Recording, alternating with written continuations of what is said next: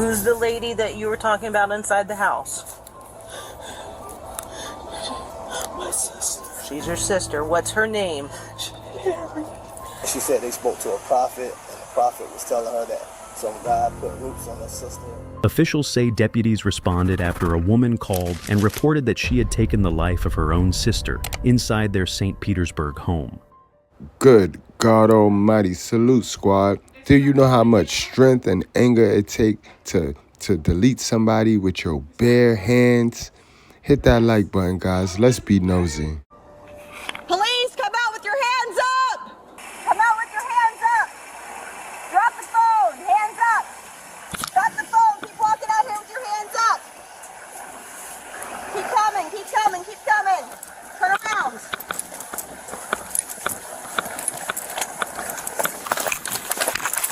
Put your hands behind your back.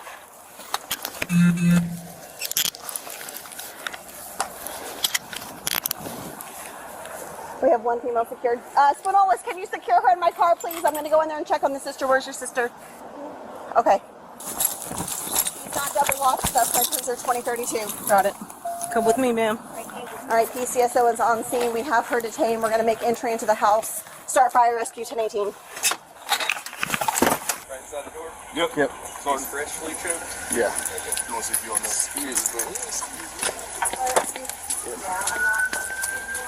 Probably this one.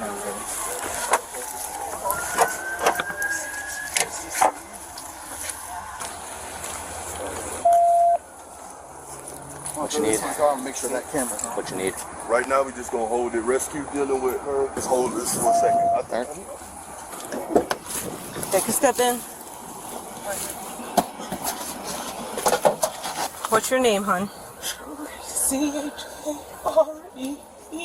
Is that your full first name? Yeah. Who's the lady that you were talking about inside the house? My sister. She's your sister. What's her name? Sherry. Sherry? Does she live at this address with you? Yes. Okay, so you guys live together. Yes. I'll be back in a minute, okay? Or do you need fire rescue? Okay. What do you need them for? I was going to catch a fire. Okay, they're here. I'm talking about, do you need fire rescue for yourself? Okay, well, tell me the reason why, okay? My husband. Your husband? My children. And my husband. Okay. What do you need them physically for yourself, though?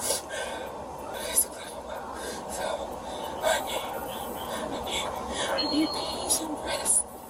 You need peace and rest. Okay. All right. You okay?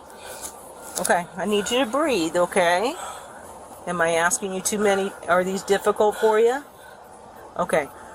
Let me get you some fire rescue over here so they can just check out your blood pressure, okay? As paramedics began to check her because she seemed like she was about to pass out. Meanwhile, officers were about to uncover pieces of the story from the neighbors to understand what would have led a woman to choke her sister to death. Hi, sir. How you doing? How you doing? Good, good. Do you know this female that lives across the street by any chance? Yeah, her name is Sherry. Sherry? Yeah. Are you like a friend or an acquaintance? Or? No, I used to wash her car. Miss Oh, Sherry. okay. Yeah, Miss Sherry right there, laying right down the floor. Yeah, she passed away. Unfortunately, we're trying to figure out what's going on. Do you know of anybody that may like visit her or see her? She have a lot of family come visit her. A lot of family? It really be her Daughter, sister. the sister. It's a lady in that car. I don't know who that is. Have you worked for her personally, sir? Yeah, I used to wash her. I always wash her car. Okay. What's your name? Rashad. Can you spell that for me? R-A-S-H-A-D. Yeah, she had texted me yesterday. Okay. What'd she say? She said, can I wash your car today? But I was asleep at that time around 2 o'clock. What time did she send that? 2 o'clock this morning or? Yesterday morning.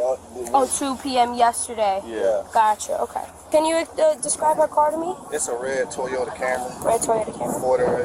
That might be her sister that drive that car right there. And her sister's usually here as well. Do you know her sister? I don't know her sister's name. Okay. I know her by face. Gotcha.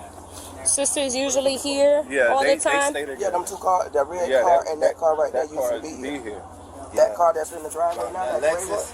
That's a Lexus. That's her sister's car. That's her sister car. So what I'm gonna do, I mean, it doesn't hurt to have it, so I'm gonna send you a link in regard to the case to screenshot it with the time frame on there. Okay, yeah. Okay, so we can give detectives like a time frame as to That the she last was time. alive. Yes, right. yes. Anything helps. Yes. And then we'll continue canvassing the neighborhood, see if we can get some more information. Do you know anybody else that she converses with or lives by? People, and they like keep quiet. Yeah. Yeah, But she's quiet. The problem is it don't catch anything inside. It's Exactly. right. So we can see who may or may have not entered, but we gotta See who's see it. exit. Right, exactly. Thank you, gentlemen, for all your help. We really appreciate it. Something telling me this must not be the arriving on the scene officer, because if so, then she'd know that she already have her deleter. She already have her suspect in custody. So to do an investigation is agonizing, and it's stupid. You know what I mean? But this goes back to what I tell you. Our culture is in our society is used to giving the women the benefit of the doubt. And that's how we all raised. We all raised to believe a man would do some dumb shit like this. A man could do this. Not no woman. We all raised to believe, give the woman the benefit of the doubt. And because we have been raised to believe that these women that have this type sickness have skated underneath the radar. Now this lady is sick, and she been sick for a long time. And the sister that was looking out for her wasn't really looking out for her. Yeah, you let her stay with you, but you knew she was sick. So if you really wanted to look out for the woman, then you would get her some help. You wouldn't enable her. You see how sometimes your help can turn to enabling, because y'all don't really be helping from the point of knowing why you should help a person. A local maintenance worker recalls a disturbing phone call from just 24 hours earlier. Sherry sounded shaken, saying someone had warned her something was wrong with her sister. From that moment on, the situation started to feel different, like something deeper was unfolding beneath the surface. Called me earlier today. Sherry Howard. She drives the red car. Right. She called me earlier today. I can show you what she called me, and I even texted her. I said, I just left your house putting in the light. Okay. And the back, let me know if it's working correctly, because she had a floodlight. I even threw it in the black garbage can by the side of her house today. Right. And that was at 2:11, but I'm going to show you what she actually called me earlier. And I actually spoke to her on the phone. What time was that? 1:41, it was 12 minutes and 33 seconds. And the conversation was kind of strange, because she called me and she said, can I talk to you for a second? I said, yeah. I said, what's the matter? She was like, I miss my mom. And she started crying. And I was like, you okay?